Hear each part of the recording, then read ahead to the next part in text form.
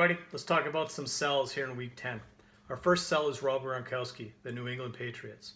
Gronk isn't healthy, and I'm starting to doubt that he will be 100% anytime soon. He's likely going to be a permanent fixture on your weekly injury reports the remainder of the season. He is, without a question, the greatest tight end of his generation and perhaps the best tight end we've ever seen. The one thing that has always limited Gronkowski, however, is his health. He hasn't played a full 16-game season since 2011, and from 2012 to 2017, he's averaged just 11 games a year. This season, he's on pace to appear in 12, and the big part for me as to why I'm looking to sell him is how he's been producing or not producing in the 7 games he's appeared in this year. In Week 1, he was good old Gronk. 7 catches, 123 yards and a touchdown, 23.3 fantasy points. Since Week 1, he's played 5 games. He has 22 catches on 35 targets for 325 yards and no touchdowns. He's averaging 9.1 fantasy points per game. Gronk still sits at tight end 12 in PPR scoring, but he's tight end 17 from weeks 2 to 9.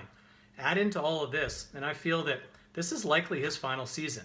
We play Dynasty here, and the value of Gronk likely turns into a pumpkin when the lights go out in 2018. Gronk, however, is still Gronk. I guarantee you there is at least one team, probably more, in your team that would happily trade for him, based on his ability to break out and on name recognition alone. So hey, sell Gronk now while you can. Maximize the value. Second sell this week, Mark Ingram, New Orleans Saints. He had a disappointing day last week in a game that produced a total of 487 yards and 45 points for his New Orleans Saints. The Saints had 1 turnover in that game, and it was Ingram's second quarter fumble. The score at the time was tied at 14, and the Rams took over on the New Orleans Saints' 23-yard line. Now, if there's one place you don't want to be as a member of the New Orleans Saints, it is in Sean Payton's doghouse. Ingram has been there before, and that was prior to the Alvin Kamara days. The Tim Hightower memories. Anyhow, as most of you are aware, Ingram did miss the first 4 games of this season on suspension due to PED use. You also may remember that he finished 2017 as RB8, and this season in Week 5, in his first game, he burst onto the scene with 73 total yards and 2 touchdowns. In the 3 games since, he's averaging 13 touches, 56 yards, and he hasn't scored. He is firmly behind Alvin Kamara in the Saints' backfield.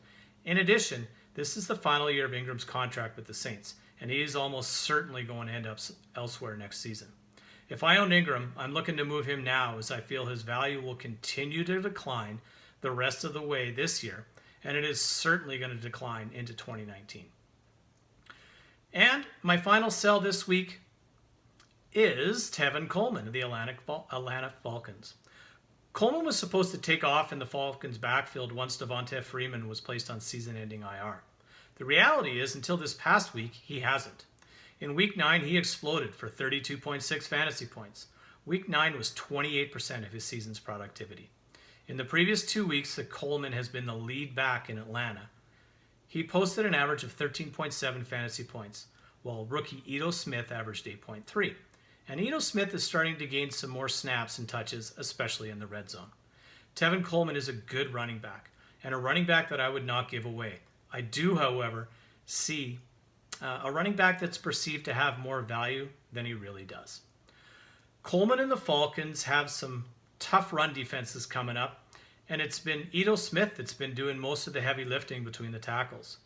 Coleman, like Mark Ingram, is a free agent at the end of this season, and regardless of where he lands, he likely will find himself in another timeshare.